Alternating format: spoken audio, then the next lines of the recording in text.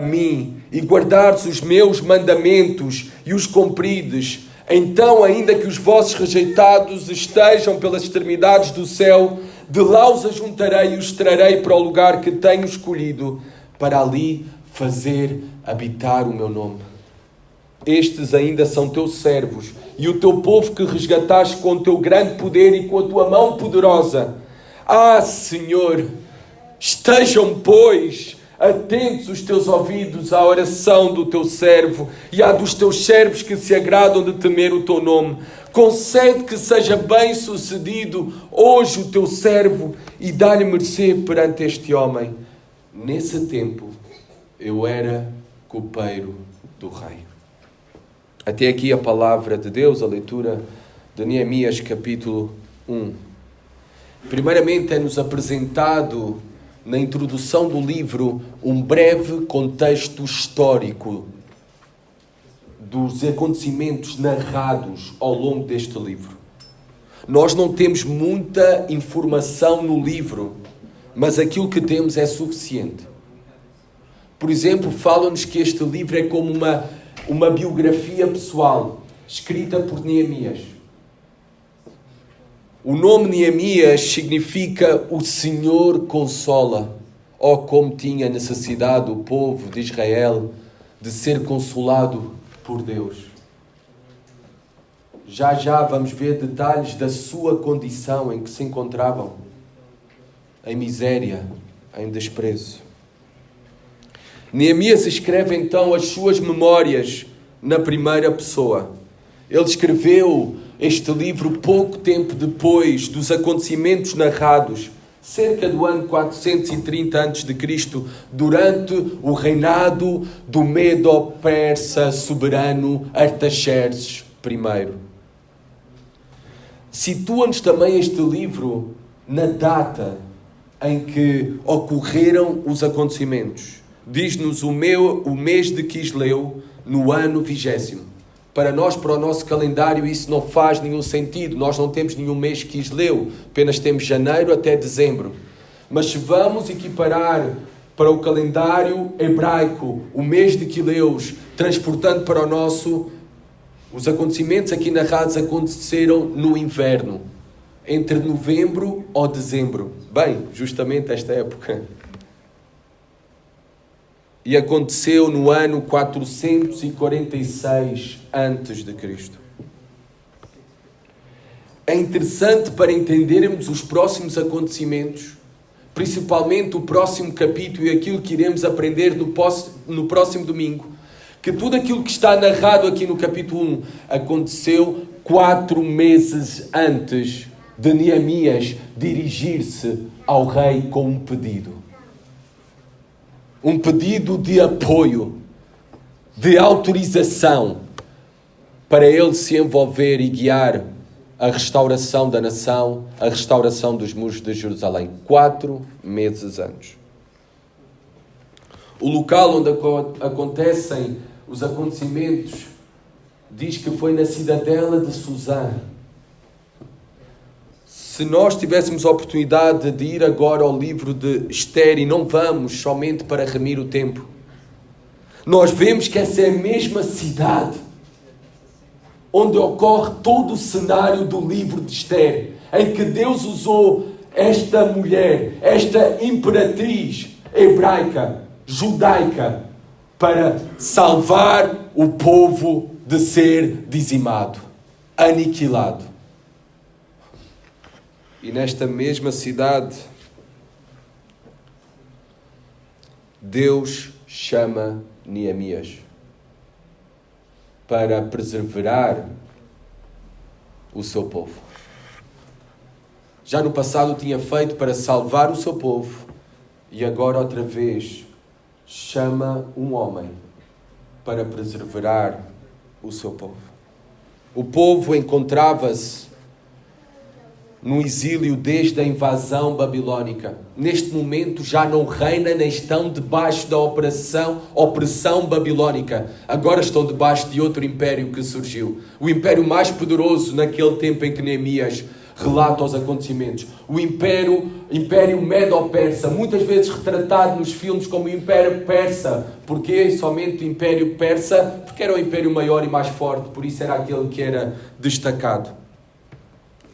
Os Medo-Persas tinham uma política diferente dos babilónios. Enquanto os babilónios iam, dizimavam tudo, cidade, queimavam tudo, derrubavam os muros, levavam para o exílio e espalhavam pelas províncias do Império Babilónico, os Medo-Persas tinham uma filosofia diferente, uma política diferente. Eles permitiam aos povos que tinham sido conquistados voltarem para as suas terras. E era isto que estava a ocorrer conforme Deus tinha prometido. Estariam 70 anos no exílio babilónico, mas começaria depois o retorno à sua terra. E os relatos escritos tanto no livro de Esdras e Neemias marcam o retorno do povo de Israel à sua terra. Agora havia muitas dificuldades. Muitos judeus não queriam voltar a Jerusalém. Bem, as tribos do norte já tinham desaparecido desde o ano 722 a.C. As tribos do sul foram invadidas no ano 586 a.C. pelo Império Babilónico. Mas mesmo assim, muitos judeus não queriam voltar à cidade amada. Se diz que um judeu que se perde sempre terá em alta consideração Jerusalém. Senão não pode ser considerado um judeu. Mas neste contexto muitos não queriam voltar, pois achavam melhor ficar onde estavam do que ir para uma cidade em ruínas, destruída. Achavam melhor ficar onde estavam na sua prosperidade, mesmo no meio de pagãos, numa nação pagã, do que começar tudo de zero em Jerusalém. Ainda assim, houve 3 regressos de grupos de exilados para Jerusalém. O primeiro deles, Zorobabel, com Zorobabel, o líder Zorobabel. Isto é relatado na primeira parte do livro de Esdras. Depois temos o próprio Esdras, o regresso de mais um grupo de judeus para Jerusalém, com Esdras, liderado por Esdras. Isto está relatado na segunda parte do livro de Esdras. E aqui chegamos nós a Neemias. E o que vamos ver ao longo do livro, então, este retorno a Jerusalém de um terceiro grupo. Neemias foi o terceiro líder que liderou este grupo de retorno a Jerusalém. O terceiro líder, depois de Zorobabel e Esdras, que foi usado para a restauração do povo judeu.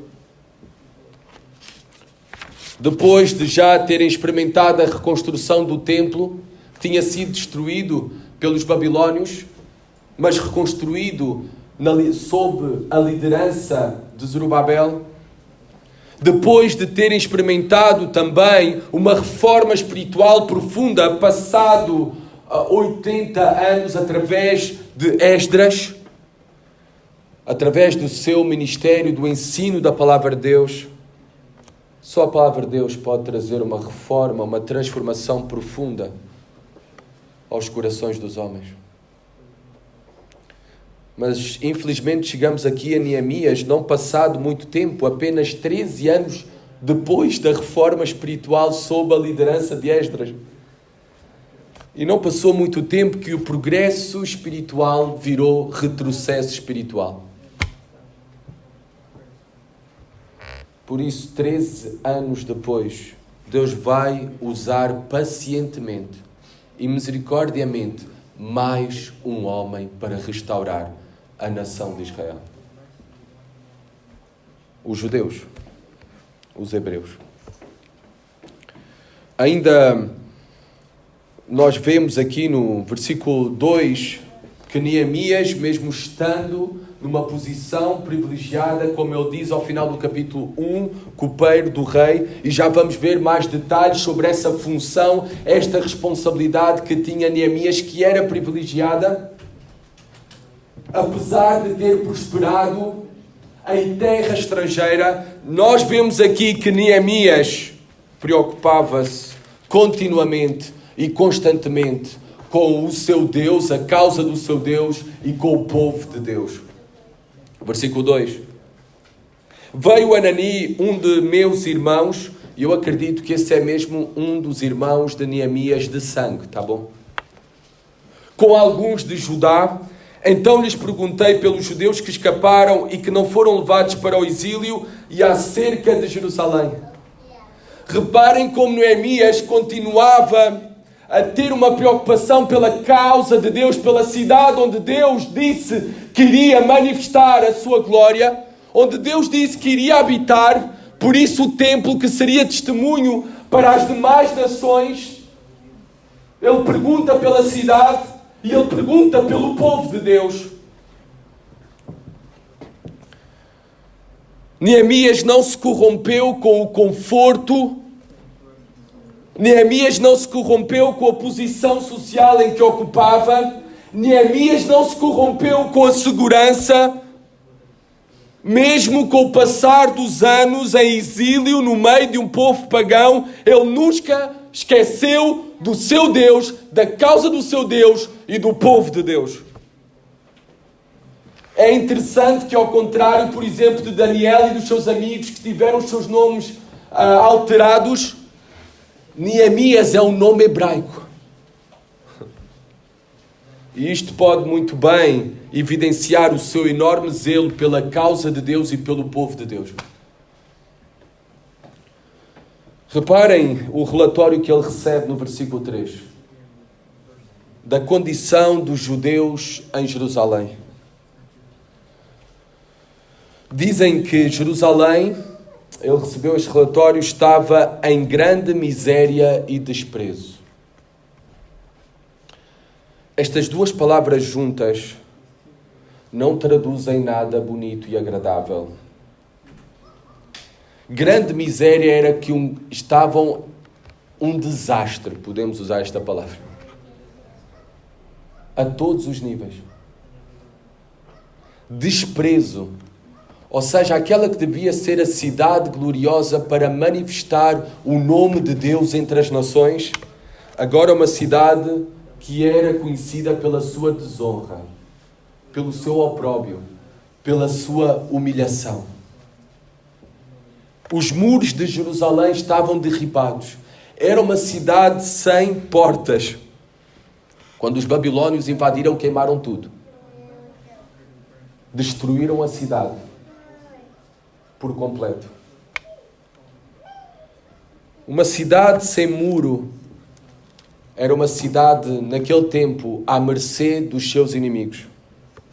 Era uma cidade sem identidade. Era um lugar que não podia conferir proteção aos seus habitantes. Era um lugar também, lembram-se, o templo já tinha sido reconstruído, já tinha sido saqueado pelos babilônios. E sem muralhas, era uma cidade que não poderia garantir também a habitação segura e honrosa do templo de Deus. De Deus no templo, a manifestação da glória de Deus. Sem que não fosse profanada. Jerusalém também era um lugar pouco atrativo ou nada atrativo. Havia ali miséria, crise, desgraça, opróbrio, desonra. Tudo isto mesmo após já os esforços para restaurar a nação judaica através de Zorobabel e através de Esdras. A sua crise era profunda.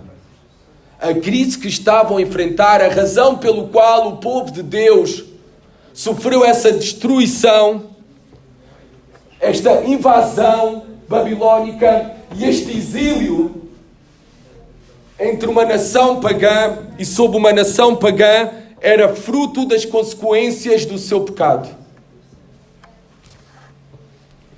Eles foram julgados por Deus pela sua idolatria.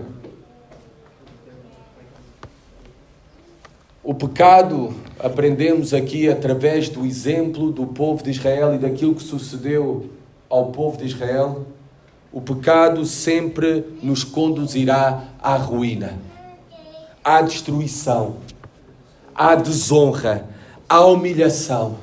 O pecado sempre irá levar-nos mais longe do que queríamos ir, mais fundo do que alguma vez imaginámos.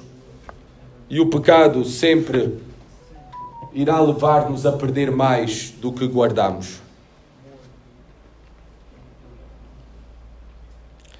Zorobabel, Esdras e todas as suas obras e reformas ainda não eram suficientes para a restauração do povo. E Neemias, confrontado com este relato desalentador, desencorajador, Neemias confrontado com um relato que parece até que o povo tinha perdido a esperança. Reparem como ele responde, qual é a atitude de Neemias. Como ele responde diante da crise do povo de Deus. Como ele responde diante da necessidade do povo de Deus. Como ele responde diante desta condição em que o nome de Deus estava a ser ultrajado, humilhado através do seu povo. Reparem no versículo 4, nós vamos ver as marcas do servo de Deus. Através de uma marca primária e principal. A primeira resposta de Neemias é oração. Oração. Versículo 4. Tendo eu ouvido estas palavras, assentei-me e chorei. E lamentei por alguns dias. E estive jejuando e orando perante o Deus dos céus. Oração. A primeira marca do servo, a marca primária e principal do servo de Deus. Este livro começa e termina com orações. Orações de Neemias. Nós vemos que a importância da oração permeia todo o livro. Se o Senhor permitir, nós vamos lá chegar e vamos ver que a oração está presente no capítulo 1, no capítulo 2, no capítulo 4, no capítulo 6, no capítulo 9, no capítulo 13. É na oração que conhecemos verdadeiramente o homem e a mulher de Deus. É na oração que vemos, que conhecemos verdadeiramente o servo de Deus. A primeira marca é viver de joelhos. Esta é a primeira marca daquele que ama e teme a Deus. Reparem as outras marcas que nós podemos conhecer através do servo de Deus por meio da sua oração. Nós vemos que o servo de Deus, ele tem compaixão. Diz aqui que Neemias chorou. Chorei. Neemias não ficou indiferente à trágica condição dos seus irmãos e do seu povo e sobre a condição da causa de Deus em Jerusalém. Ele não ficou indiferente. Uma coisa é nós perguntarmos por alguém, outra coisa totalmente diferente é identificarmos com a crise, com a necessidade. Uma coisa é nós perguntarmos, outra coisa é sentir no coração essa necessidade. Uma coisa é nós perguntarmos, outra coisa é agir em favor. As últimas características, identificar-se, sentir e agir, são aquelas que marcam o servo de Deus. Um sinal que nós estamos doentes é confirmar que os nossos olhos estão demasiado secos. Este é um sinal que estamos doentes, espiritualmente falando. Quando foi a última vez que tu choraste com e por alguém? Quando foi a última vez que choraste pelo teu pecado? Quando foi a última vez que choraste pelos pecados do povo de Deus, pela frieza espiritual, pela indiferença, pela infidelidade. Quando foi a última vez que tu choraste pelos habitantes desta cidade e os habitantes desta nação que rumam ao inferno a passos largos? Quando foi a última vez que nos identificamos, que sentimos e que agimos? Nosso próprio Senhor, a imagem do servo perfeito, Jesus Cristo, Ele próprio compadecia-se das multidões. Ele próprio chorou pelos familiares e diante da situação da morte de Lázaro. Ele próprio gemeu por Jerusalém. Diz aqui que Neemias não apenas chorou, ele lamentou. Essa é uma reação de profunda tristeza, pesar, que durou dias. Diz o texto. Não foi apenas algo do momento, algo esporádico, algo passageiro. Foi uma identificação com o estado, condição e miséria do próximo e com a glória de Deus. E isso perturbava profundamente. Nem podia viver normal diante dessa realidade. Jerusalém, os judeus eram o povo da aliança com Deus. Eles deviam refletir e conduzir as demais nações a conhecerem a glória de Deus. O que é conhecer a glória de Deus? É conhecer as qualidades de Deus. E como é que isso é possível? É possível através do seu povo. Mas o que é que se tinham tornado os judeus? Uma vergonha para Deus. Uma vergonha para a causa de Deus. Tinham sido, por causa dos seus pecados, destruídos pelos pagãos. Encontravam-se em profunda miséria social, económica e, sobretudo, espiritual. Eram a chacota dos seus vizinhos. Por isso, a resposta apropriada para uma situação assim é choro e lamento. Há tempo para lamentarmos também pela nossa condição, pelos nossos pecados, pelas nossas misérias. Devemos chorar e lamentar-nos pelas mesmas, pelos outros. Nós vemos choro e lamento em Jesus Cristo.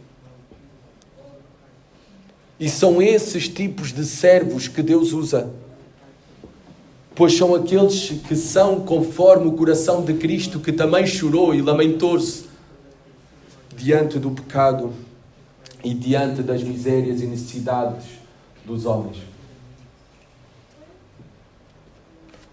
Mas ele não apenas chorou, lamentou, diz aqui que ele jejuando.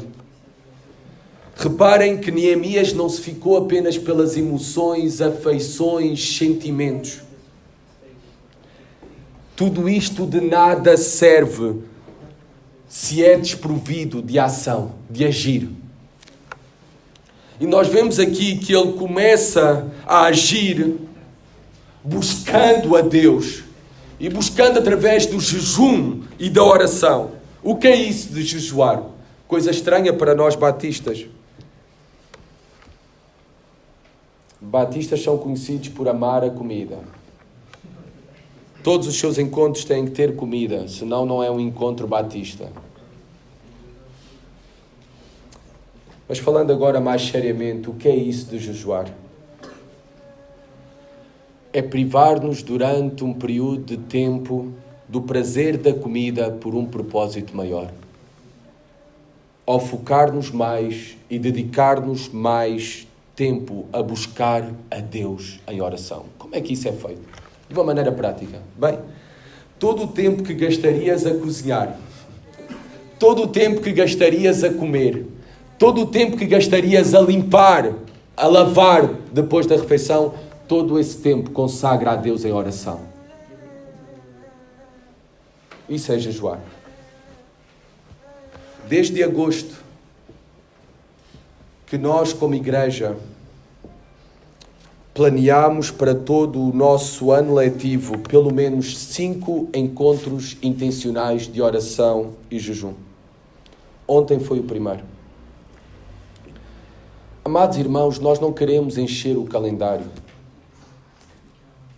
Nós acreditamos que aquilo que estamos a fazer é o primário e principal que devemos fazer.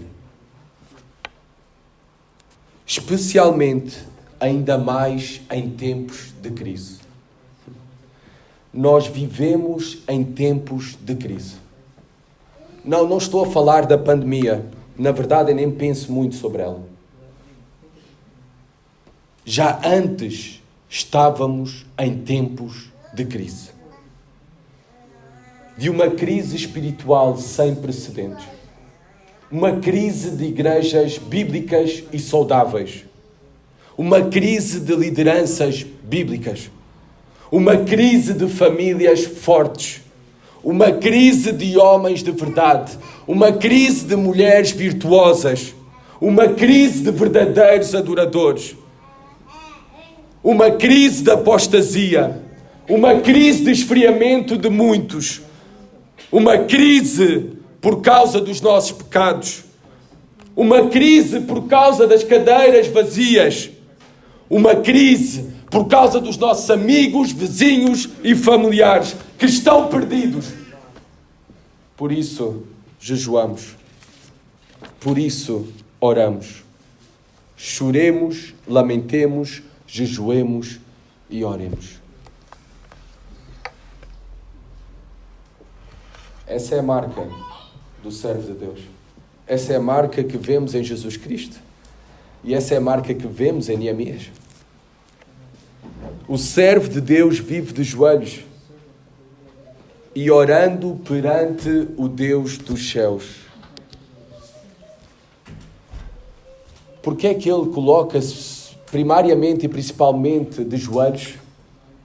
Pois ele sabe que o homem não pode receber coisa alguma se do céu não lhe for dada. Entendem que todos os nossos programas, estratégias, esforços são inúteis se não forem dados pelo céu? O favor, a prosperidade, o fruto. Neemias entendia isso. Por isso a primeira coisa que ele faz é viver de joelhos. João Batista entendia isto. As palavras que eu citei são de João Batista. O homem não pode receber coisa alguma se do céu não lhe for dada. Vemos também que o servo de Deus olha para quem é o seu Deus, versículo 5. E disse: Senhor Deus dos céus, Deus grande e temível, que guardas a aliança e a misericórdia para com aqueles que te amam e guardam os teus mandamentos. É por conhecermos quem é o nosso Deus, é por Neemias conhecer quem é o seu Deus, que ele se dirige primeiramente a ele para expor o seu problema, a sua necessidade, a sua luta e para suplicar a sua intervenção. É por conhecer quem é o seu Deus. E quem é que é o Deus de Neemias? Isso se transpira nas nossas orações. Reparem como Neemias trata a Deus. Deus dos céus, referindo-se a que Ele é transcendente. Não há ninguém como Ele, nem ninguém que se possa comparar a Ele. Diz que Ele é grande. Neemias diz, grande. Tão grande que os céus dos céus não o podem conter. Diz que Ele é temível. Sim, Deus é temível. É para ter medo de Deus. Os demónios temem e tremem. Nós também somos chamados a temê-lo, a ter medo dele, porque ele é fogo consumidor. Porque ele não inocenta ao culpado. Porque ele não pode ser escarnecido, porque tudo o que o homem semear, isso também ceifará. Ele é temível. pois Ele julgará tudo e todos. E Ele trará à luz tudo aquilo que está encoberto. Ele é temível. Ele é aquele que guarda a aliança, diz Neemias. Que maravilhosa esperança nós temos, que o nosso relacionamento com Deus não depende de nós, depende, sobretudo, dEle. É Ele quem guarda a aliança. E Ele não pode mentir. Ele prometeu e Ele fará.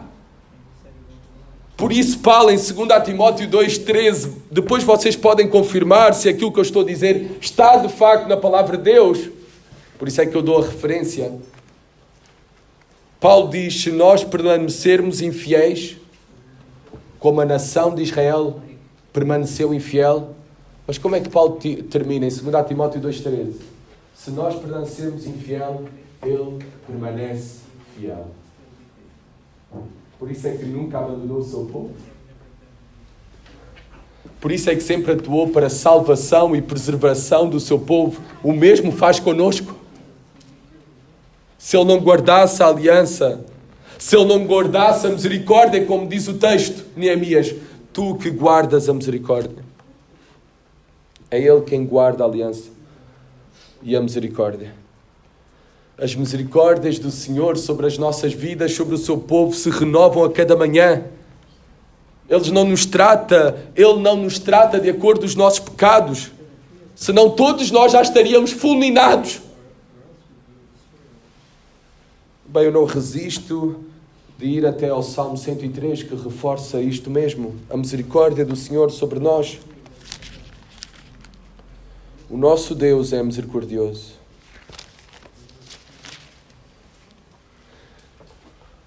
Por isso, apesar de sermos infiéis, podemos clamar a Ele e esperar que Ele nos responda favoravelmente, porque Ele é misericordioso.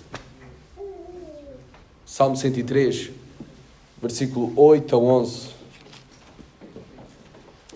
O Senhor é misericordioso e compassivo, paciente e assaz benigno. Não repreende perpetuamente, nem conserva para sempre a sua ira.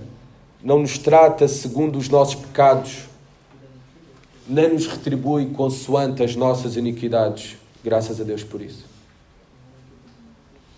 Pois quanto o céu se alteia acima da terra, assim é grande a sua misericórdia para com os que o temem. O Senhor guarda a misericórdia para nós a cada dia. Guarda a misericórdia para aqueles que o amam e guardam os seus mandamentos. Reparem que essas características, elas são apresentadas juntas.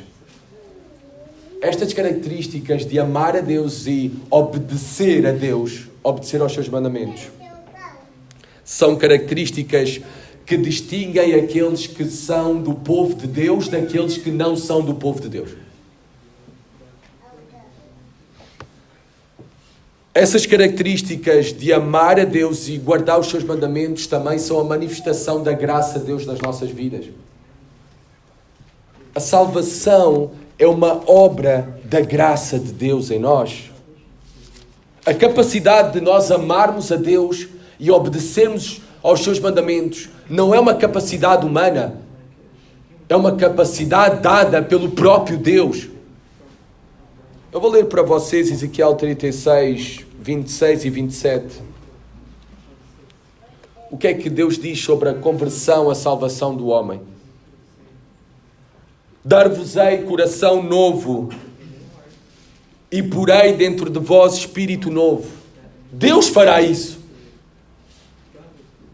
Tirarei de vós o coração de pedra e vos darei coração de carne. Porei dentro de vós o meu espírito e farei que andeis nos meus estatutos. Andar é obedecer. Eu farei. E farei que guardeis os meus juízos e os observeis. Amar a Deus e obedecer aos seus mandamentos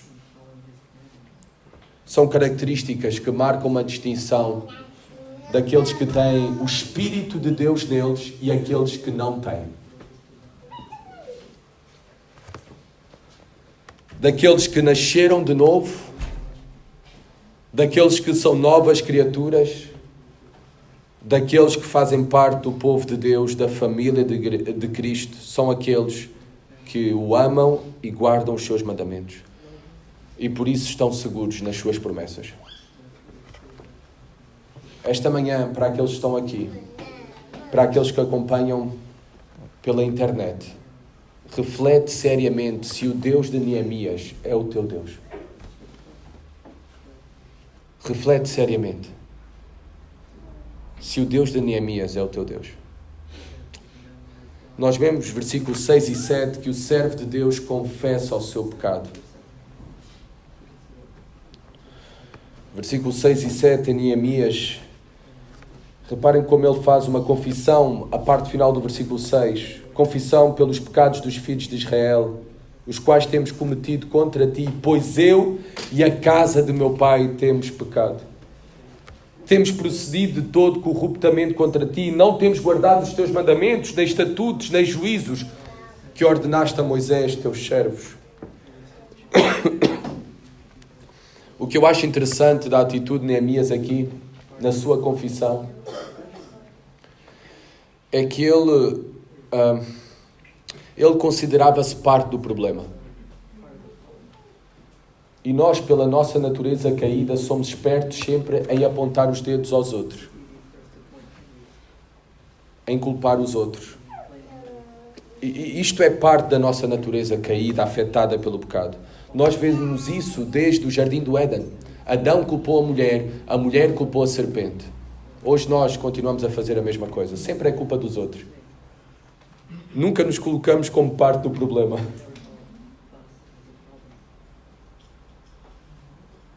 Eu disse há 2 domingos atrás, neste domingo especial que nós tivemos, no dia da comunidade, como nós chamamos, que o que nos aproxima de Deus é a atitude do apóstolo Paulo. Eu sou o principal dos pecadores. É a mesma atitude de Neemias aqui. Ele considerava-se parte do problema.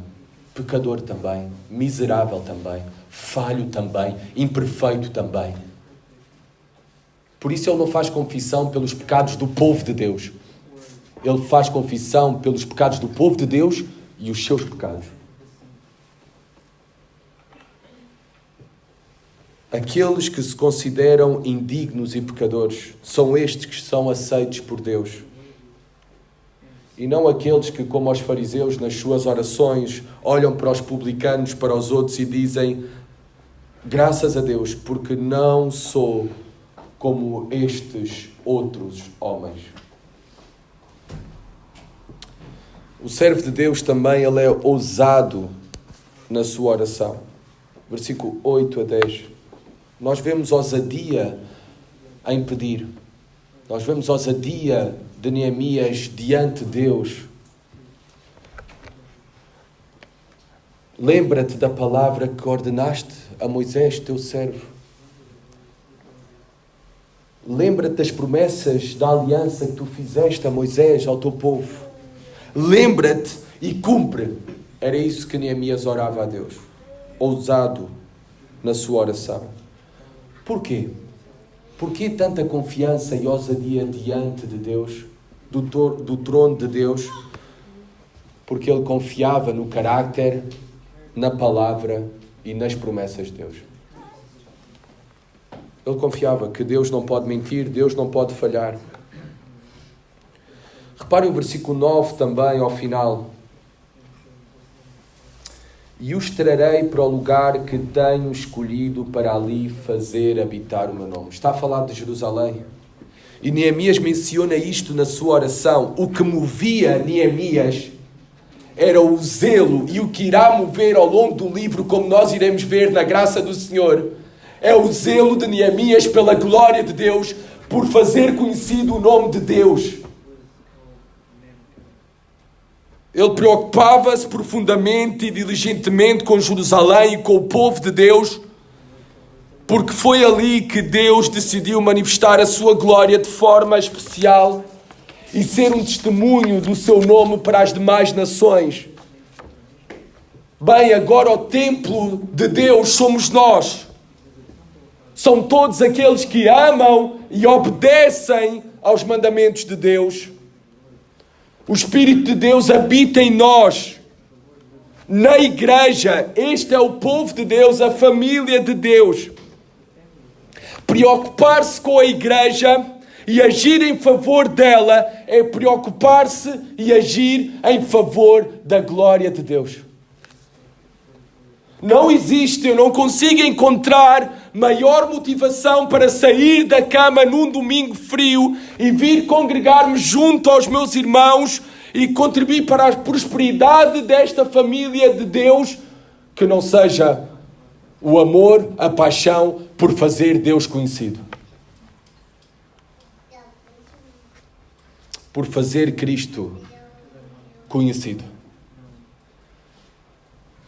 Por isso, no versículo 11, nós vemos que o servo de Deus se dispõe para servir, dependendo em todas as coisas de Deus, mas dispõe-se para servir. Terminamos então. Senhor, estejam, pois, atentos os teus ouvidos à oração do teu servo e à dos teus servos que se agradam de temer o teu nome. Concede que seja bem sucedido hoje o teu servo e dá-lhe mercê perante este homem. Nesse tempo eu era copeiro do rei. Neemias, sendo copeiro, ele ocupava um lugar de extrema confiança, proximidade e confidência com o rei. Na verdade, em certo sentido, o rei devia a preservação da sua vida a Neemias, pois o copeiro do rei experimentava a bebida e a comida provava antes do rei, para evitar que o rei fosse envenenado. E como estava presente todas as refeições com o rei, muitas vezes o copeiro do rei tornava-se um conselheiro do rei. Alguém de extrema confiança. E ele estava disposto a fazer uso da sua posição. Por isso é que ele menciona, nesse tempo eu era copeiro do rei. Ele estava disposto a usar os recursos que tinha, o seu relacionamento privilegiado com o rei, para poder usá-lo para a glória de Deus e em favor do povo de Deus. E Neemias reconhece aqui a dependência em Deus em todos os seus esforços. Ele está a rogar ao Senhor que faça com que seja bem sucedido, que possa achar o favor do rei quando fala com o rei. Ele sabe que Deus é o soberano sobre tudo e sobre todos. Ele sabe que Deus usou a sua posição e o seu relacionamento privilegiado com o rei, essa circunstância, essa experiência, para um propósito maior. Essa era a mentalidade que tinha Neemias. Assim como fez também com outros ao longo da história. Assim como tinha feito no passado com outros. Neemias conhecia a história de José. Neemias conhecia a história de Daniel, de Esther. E ele se dispõe aqui para servir, não confiando nele. Reparem que a confiança não estava nele, não estava na posição que ocupava, no seu currículo, nos seus métodos, no seu programa, nas suas capacidades. Mas em Deus faz com que eu seja bem sucedido. E até transforma o coração do rei para ser favorável a mim. Ele sabia que a restauração da nação, ele sabia que a restauração dos muros tinha que ser um feito divino, não humano. Ele sabia que até tinha que ser aprovada e apoiada por um rei pagão, que 20 anos antes tinha escrito um decreto que tinha proibido a reconstrução dos muros de Jerusalém. E agora, passado 20 anos, o coração desse rei tinha que ser transformado. Mas Neemias dependia em Deus, confiando nele em todas as coisas. Ele sabia que o coração dos homens está nas suas mãos, como diz Provérbios 21:1. O coração do rei é como um ribeiro de águas caudalosas nas mãos do Senhor. Este o inclina para onde o deseja. Neemias, o servo que se dispõe para servir, confiando e dependendo no Deus soberano sobre tudo e todos. Essa é a nossa confiança e essa é a nossa esperança. A olhar para o ensino e exemplo de Neemias, qual será a nossa resposta? Qual será a tua resposta? Qual será a minha resposta esta manhã? É também o nosso desejo ver o povo de Deus, a igreja, trabalhar para fazer com que as pessoas conheçam a Deus para a sua glória? Nós também, ao enfrentar uma tarefa inacabada aqui na Ramada, esta obra ainda não terminou, é inacabada. Ao enfrentar uma tarefa assim inacabada e com as suas dificuldades, nós também estamos a deixar os nossos, a prostrar-nos de joelhos como fez Neemias? Ao considerar a glória de Deus, quem é Deus e aquilo que Ele fez por nós, que Cristo morreu pelos pecadores, morreu uma vez por todas, os justos pelos injustos, para nos levar a Deus, nós somos apaixonados por torná-lo conhecido?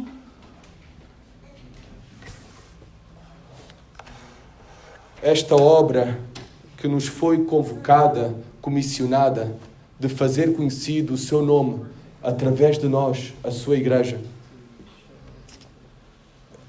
E esta necessidade dos pecadores em conhecerem a Deus e serem salvos é uma obra que não diminui com o passar do tempo.